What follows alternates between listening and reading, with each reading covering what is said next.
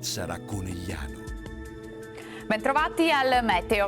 L'anticiclone africano nella giornata di sabato 22 agosto farà sentire energicamente la sua presenza, bel tempo dunque e tanto caldo. La situazione nel dettaglio. Sul Veneto ampio soleggiamento con cielo sereno e sgombro da nubi, al massimo solamente con qualche velatura. Pressione in calo però sui settori alpini dove dal pomeriggio saranno possibili dei temporali, localmente anche forti. Clima rovente con temperature minime fino a 23 gradi, valori massimi compresi invece tra 30 e 36 gradi all'incirca. Stessa situazione anche sul Friuli Venezia Giulia, splendida giornata di sole su tutti i settori della regione, cielo sereno o al massimo poco nuvoloso sui monti. Temperature minime tra 19 e 23 gradi, massime sui 31-33 all'incirca.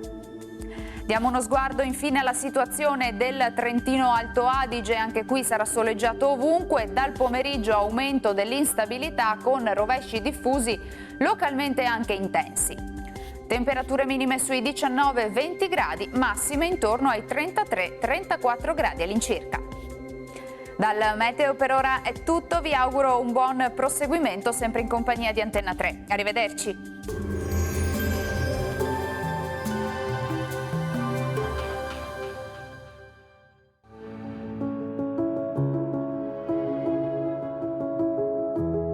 Ad accogliervi sarà Conegliano.